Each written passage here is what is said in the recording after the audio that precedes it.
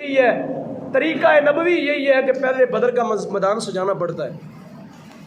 اگر اللہ پاک چاہتا تو مدینہ بیٹھے بیٹھے کیا کرتا، فتح عطا کر دیتا۔ کوئی مشکل تھا اللہ کے لیے؟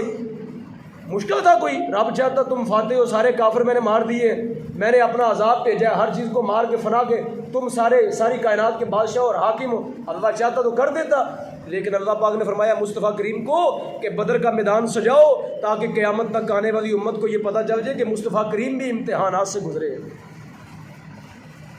تو سامعین محترم، ایک بات یہ، دوسری بات بدر کے بارے میں، دوسری بات حضرت اماں جی عائشہ صدیقہ کے بارے میں کہ 17 رمضان کو ان کی بھی وفات ہے، اور حضرت اماں جی عائشہ صدیقہ طیبہ طاہرہ وہ شخصیت ہے جن کے بارے میں رسول کریم نے فرمایا، یہ لفظ بولے سرکار نے، فرمایا اس حمیرہ سے کیا کرو، دین حاصل کرو۔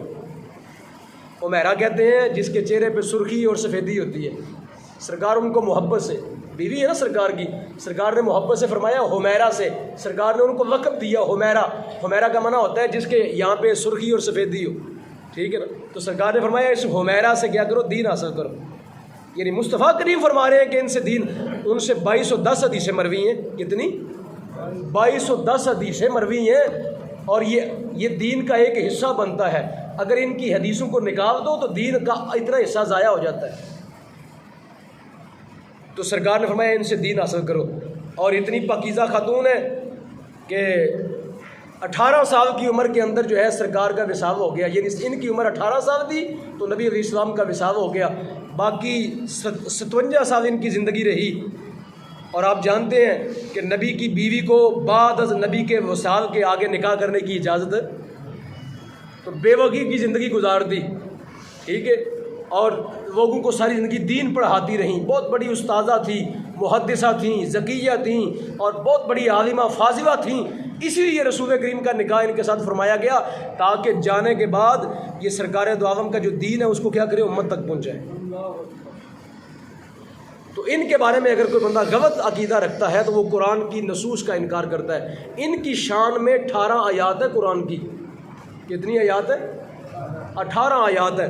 تو گویا ان کا لقب کیا پڑ گیا، ممدوحہ قرآن۔ یہ وہ عورت ہے جس کی قرآن بھی تعریف کر رہا ہے، یہ وہ عورت ہے جس کی کیا کر رہا ہے، بولے یار، یہ محبت سے بولے۔ اور وہ بولتے ہیں جب ان کو کوئی گالی دیتا ہے نا تو ان کے بندے آگے جو ہے اتنا منہ کھول دیتے ہیں، اتنا ان کا منہ کھل جاتا ہے حضرت عائشہ کو گالی دیتے تو آپ کے منہ سے اتنا بھی نہیں ہلتا یار۔ یہ کون ہے؟ ممدوحہ قرآن ہے۔ یہ وہ عورت ہے جس کو قرآن نے کیا کیا، قرآن نے جس کی تعریف کی اور جس کی قرآن نے کیا کی ہے، مدح بیان کی ہے، جن کی قرآن نے شان بیان کی ہے، اور جن کو قرآن جو ہے وہ خراج تحسین پیش کرتا ہے۔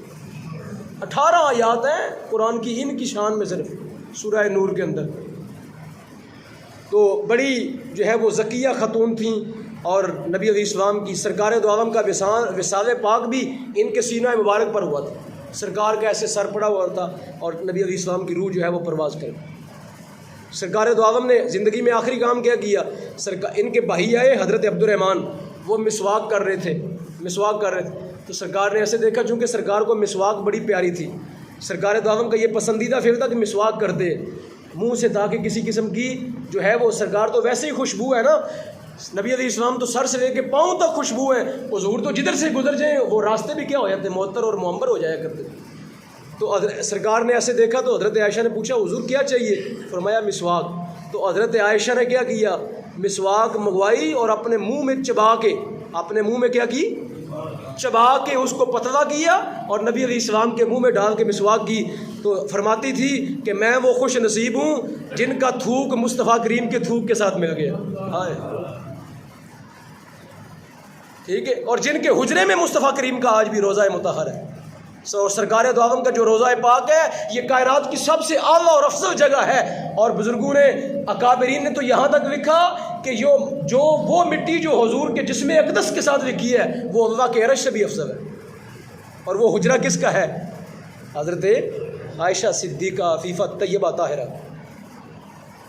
تو دوسرے لوگ جو ہیں وہ بد زبانی کرتے ہیں، اس لیے جب وہ بد زبانی کرتے ہیں تو آپ کو تعریف کرنی چاہیے یار، اپنی بیویوں کی تعریف کرتے ہو، اپنی بیٹیوں کی تعریف کرتے ہو کہ میری بیٹی نے ایم اے کر لی ہے، پی ایچ ڈی ہوگی، اسکالر ہو گئی، فلاں ہو گئی، تو مصطفیٰ کریم کی بیوی کی تعریف کرتے وقت کیوں آپ کی زبان نہیں ہلتی؟